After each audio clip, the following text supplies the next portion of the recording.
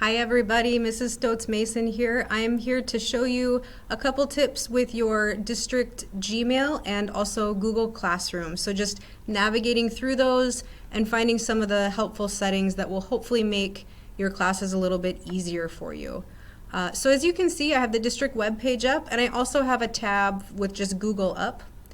There are several ways to get to both your district Gmail and Google Classroom. You can get to them by clicking either one of these, or if you open Google and click Gmail, if you're not already logged in like I am, you'll just have to log in with your school password and whatnot.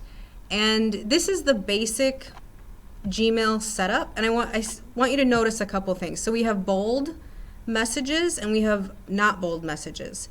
If it's like this, the not bold, that means I've already opened it and read it, okay? If it's bold, I haven't opened it yet, okay? Some people are still getting used to managing an email system. So if it's something like I probably am not going to have time to read this, okay, then I can click those and I can delete. Okay, and if I really want to undo, ooh, I didn't mean to delete that. I hope you saw that. There's a way to undo what you just did, okay? So I'm going to open this. I've already opened this from Mrs. Rolfe.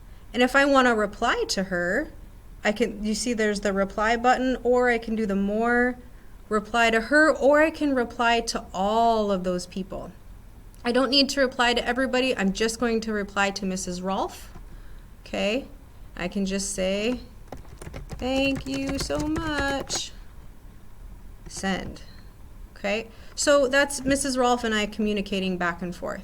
And go back to my inbox, and that puts me back to all of my other messages. Okay, but that's just one thing I wanted to show you. You have to click on the email for it to open up and expand that whole message.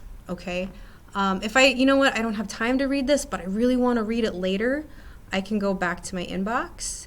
I can which one was that? I think that was that one. I can right click and I can say mark as unread, and that will remind me to go back and read that again. Okay? If you want other tips within your Gmail, you can come up here and click settings, and you can choose a theme. I don't know if I gotta move myself over. You can choose a different theme if you'd rather have, you know, the forest in the background. Totally up to you. Only you will see that, okay? I'm gonna go back to the white one for myself, but otherwise click on all or see all settings.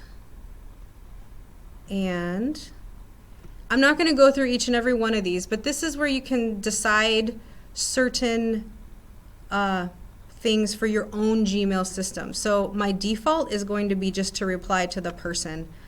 Nobody wants you to reply all the time. That sort of overloads your email, okay? You can set your favorite text style. So there's a lot of options within here. I don't really mess around in here much, but you can look around in there and see how to tailor it for yourself, okay? I'm gonna close out of that because I'm just done with my Gmail for now, and I can click here on Google Classroom.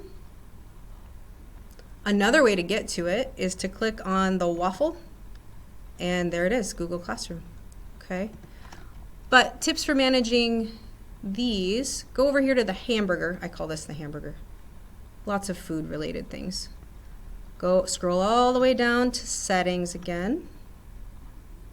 And this is where you can change up some of those email notifications from your Google Classroom. Now, I don't recommend that you turn off all notifications. I don't think that's a great idea. So I want some, I just don't want them all. So I'm going to keep that one turned on, and then I'm going to move myself over here for a sec. I'm going to scroll down and decide, you know what, I'm going to be checking my posts pretty often. I don't really need to be emailed every time a student comments on a post, okay? But if a student emails me with private, they're trying to ask me something about their assignment, I want that on. That's for me as a teacher. As you can see, the next category is classes you are enrolled in, okay?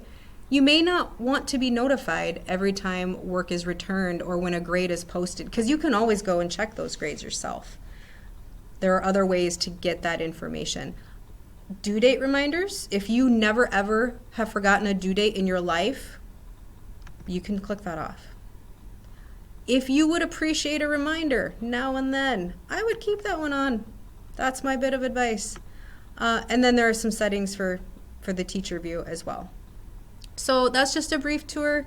I hope this helps you organize and tailor your online settings. Okay, let's have a great year.